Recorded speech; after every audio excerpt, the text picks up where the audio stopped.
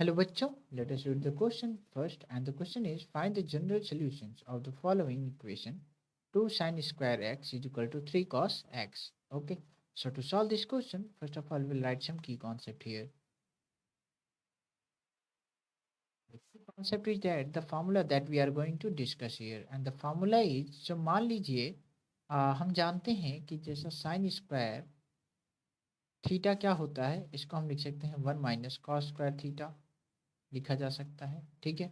और हम जानते हैं कि यदि हमारे पास कॉस थीटा होता है, cos theta is equal to cos alpha के बराबर आ जाता है, तो इस केस में जनरल सोल्यूशन क्या होता है आपका 2n pi plus minus alpha होता है, ठीक है। जहाँ एन क्या होता है, एन बिलोंग करता है जेड से, यानी एन की वैल्यू क्या क्या पॉसिबल हो सकता है उस केस में 0 plus minus 1 plus minus 2 comma plus minus dot dot dot dot. Okay, so let's come to the question. Question क्या है हमारे पास कि 2 sine square x is equal to 3 cos x है, ठीक है, ये है।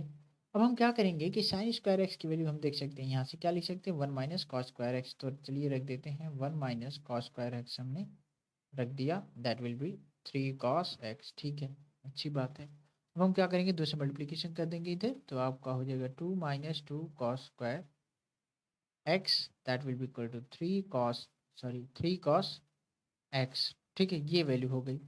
अब हम जानते हैं कि क्या करेंगे कि 2 कॉस स्क्वायर एक्स को इधर शिफ्ट कर देंगे, तो हमारे पास हो जाएगा 2 cos square x plus 3 cos x minus 2 is equal to 0, ये हो जाएगा। तो अब हम क्या करेंगे यहाँ पे फैक्टर लेंगे, तो फैक्टराइज करेंगे इसको, तो क्या हो जाएगा इधर, ये हो जाएगा आपका 2 कॉस एक्स माइनस 1, और ये क्या हो जाएगा, एक हो जाएगा आपका, यदि इसको सॉल्व करना चाहें तो हम कर सकते हैं, ठीक है। तो चलिए सॉल्व ही कर लेते हैं इसको।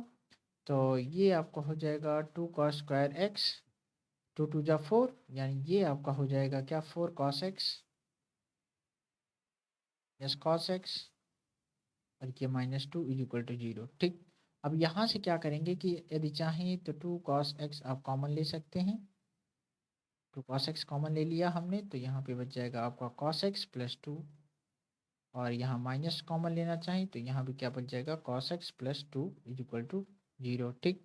तो फाइनली हमने फैक्टर फाइंड आउट कर लिया है क्या 2 cos x minus 1/2 minus 1 into इधर एक फैक्टर क्या है, एक फैक्टर है हमारा cos x plus 2 is equal to 0, ठीक है, ये दो फैक्टर आ जाते हैं, यानी बारी बारी से 0 करेंगे, ठीक है। और उसके पहले हमें ये चीज़ जानना होगा कि क्या साइन थीटा की रेंज क्या होती है, यानी साइन थीटा हम जानते हैं हमेशा -1 और 1 के बीच में ही लाई करता है, तो क्या कॉस थीटा यानी कॉस एक्स की वैल्यू -2 के बराबर पॉसिबल है, नहीं पॉसिबल होगा। यानी यदि हम cos x is equal to -2 करें तो ये पॉसिबल होगा, नहीं होगा, ठीक है। तो यानी इस केस को हमें नहीं लेना है, तो अब हम किस केस के साथ आगे बढ़ेंगे, इस केस के साथ आगे बढ़ेंगे, यानी 2 cos x minus 1 is equal to 0 के साथ आगे बढ़ेंगे।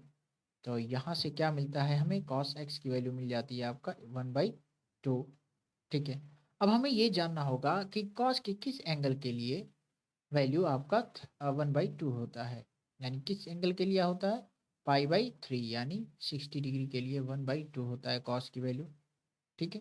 तो चलिए अब हम 1/2 की जगह cos π/3 सब्स्टिट्यूट करेंगे, चलिए करते हैं।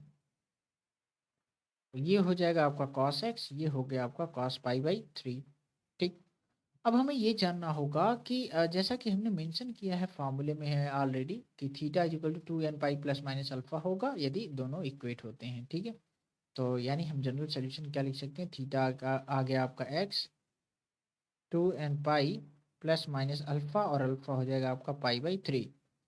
तो फाइनली हमने फाइंड आउट कर लिया है जनरल सोल्यूशन, बट यदि हम चाहें तो x कॉमन ले सकते हैं, पाई कॉमन ले सकते हैं यहाँ से, तो पाई कॉमन लेंगे तो आपका ये बच जाएगा 2n plus minus pi plus minus 1/3 बच जाएगा, क्योंकि पाई हमने कॉमन ले लिया है। तो ये हो जाएगा आपका general solution. So this will be our final answer.